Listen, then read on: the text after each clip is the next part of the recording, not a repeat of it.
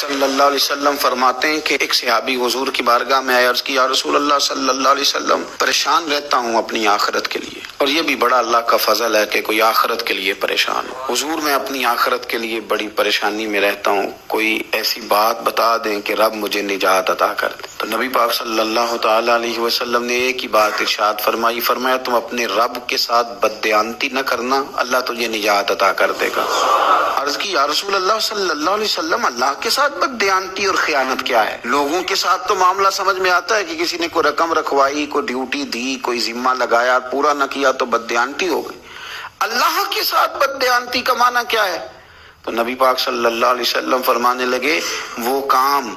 جو تمہیں خالص اپنے رب کی رضا کے لیے کرنے چاہیے تھے، ان کاموں میں اگر تم نے نیت کر لی نا کہ لوگ بھی دیکھ لے، غیر کا بھی تم نے ارادہ کر لیا، حکم دیا تھا اللہ رسول نے، کرنے تھے اللہ رسول کے لیے، اور جب تم نے ارادہ کر لیا نا کہ ذرا لوگوں کو بھی پتہ چل جائے میں نمازی ہوں، تہجد گزار ہوں، قاری قرآن ہوں، عامل بالسنہ ہوں، شریعت اسلامیہ کا پابند ہوں، جب تم نے یہ والا ذہن بنا لیا نا تو پھر تم نے اپنے رب کے ساتھ بددیانتی کی،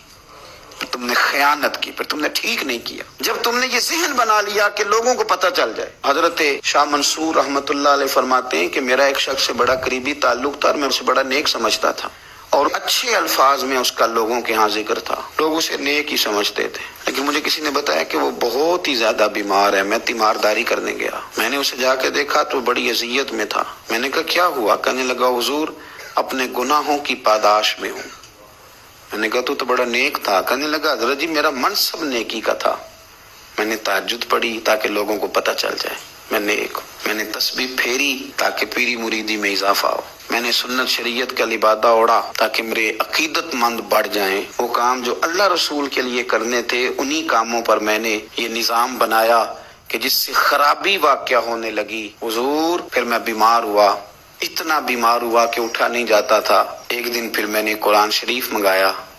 اور منگا کر کے اپنے صحن میں بیٹھ کر قرآن بلند کر کے کہا اللہ مجھے اس کے صدقے شفا دے دے۔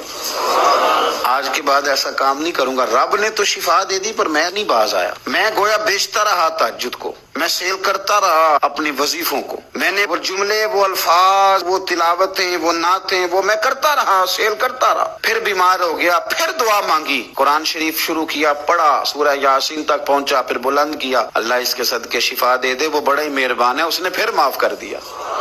لیکن حضور اس کی بار یہ ہوا ہے کہ میں نے کئی دفعے معافی مانگی، کئی دفعے توڑی، اب میں نے پھر وہی کام کیے لوگوں کو دکھانے کے لیے، لوگوں کو راضی کرنے کے لیے۔ ہمارے پلے کچھ بھی نہیں بچتا، جو کچھ ہے وہ دوسروں کو دے ڈالا۔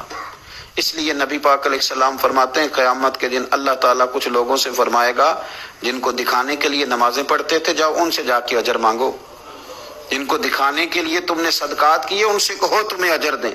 جن کو دکھانے کے لیے تم نے روزے رکھے ان سے کہو تمہیں اجر دے۔ وہ جو تم نے لبادے اوڑے نا اور بڑا کچھ تم بنے کہ میں داڑھی والا، میں پگڑی والا، میں جبے والا، جن کو دکھانے کے لیے کیا جاؤ جا کے ان سے اجر لو،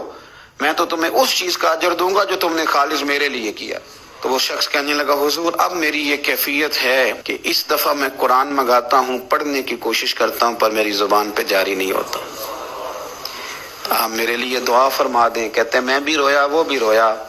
ابھی میں اس بستی سے باہر نہیں نکلا تھا کہ اس شخص کا انتقال ہو گیا، وہ چلا گیا۔ آج تک پریشان ہوں کہ مالک بندہ نوازی فرما، تھوڑا سا اپنے لیے بھی ہمیں کچھ کرنا ہے، ہمیں غور کرنا ہے کہ یہ کام کرتے وقت میرا ارادہ کیا ہے، اس کام سے میرا مقصود کیا ہے، اور جس ارادے سے میں کر رہا ہوں پھر اس کا نتیجہ کیا ہے۔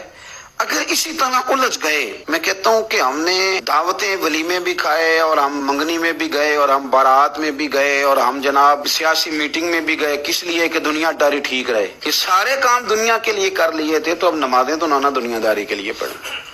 یہ سارا کچھ ہو گیا تھا نا دنیا داری کے لیے، تو اب داڑھی حج زکوٰۃ کا معاملہ تو دنیا داری کے لیے نہ کریں، اب اس پر تو نہ دھبا ڈالیں، اس پر تو نہ وہی لیبل لگا لیں کہ یہ اوپر بڑا اچھا خوبصورت پیکٹ اور اندر سے نکلے کوئی شے نہ، خرابی ہو جائے اور صبح قیامت جب راز کھولیں تو پھر ہم سے چھپنے کو جگہ ہی نہ مل سکے۔ نبی کریم صلی اللہ تعالی علیہ وسلم نے ہماری تربیت فرمائی، حضور فرمانے لگے مخلص ہو کے عمل کرنا، اگر تھوڑا بھی ہوا تو تمہیں کفایت کر جائے گا، تمہارے لیے کافی ہو جائے گا، تھوڑا بھی ہوا، شرط یہ کہ وہ خالص ہو۔